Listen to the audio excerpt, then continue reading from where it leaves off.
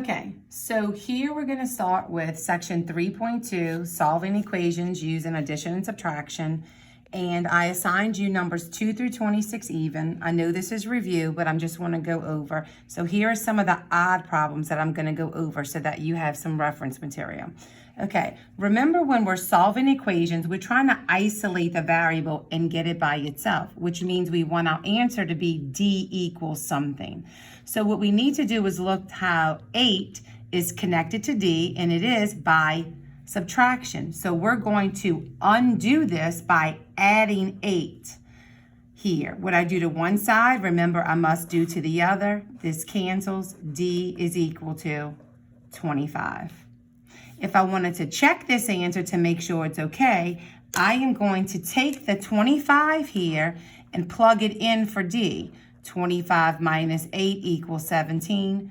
25 minus 8 is 17. 17 equals 17 is a true statement, so I know I did it correctly.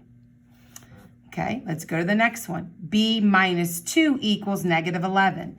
B and 2 are linked together by subtraction. I'm going to undo it by adding 2. What I do to one side the equation, I do to the other.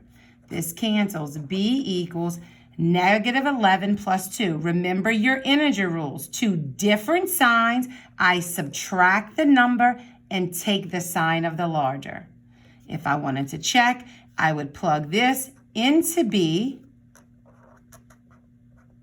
and check. Negative 9 plus negative 2 is negative 11 because same signs I add and keep the sign. Negative 11 is equal to negative 11. That's a true statement, so this is correct.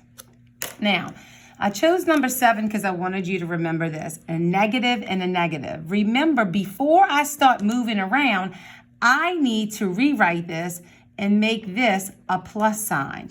So that is 8 plus C equals 1. The sign on 8 is positive, so to move it, I'm going to subtract 8. What I do to one side, I must do to the other. This cancels. C is equal to positive 1 and a negative 8. Two different signs. I subtract the numbers, take the sign of the larger.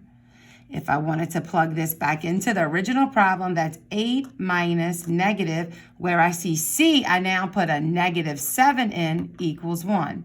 That's 8 minus, this becomes positive 7 equals 1. 8 minus 7 is 1, and 1 does equal 1, so we know we did it correct. Now, with fractions, I want you to refer to your calculator here, okay? So, what you need to do, the rules do not change. What am I doing? I'm looking at the sign of 5/9. It's positive. Therefore, I'm going to subtract 5/9 to both sides. Okay, this cancels. Bring down my Q. And in your calculators, you can put either alpha y to get your fractions, 2,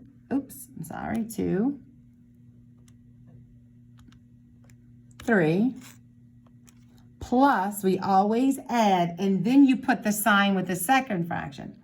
Alpha y, negative 5, use my arrow key down, 9 equals, and it gives me 1/9.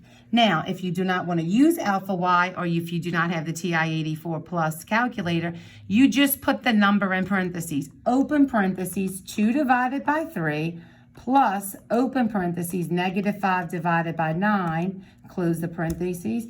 You get this decimal. To change that decimal to a fraction, you hit math, enter, enter, and you get 1/9.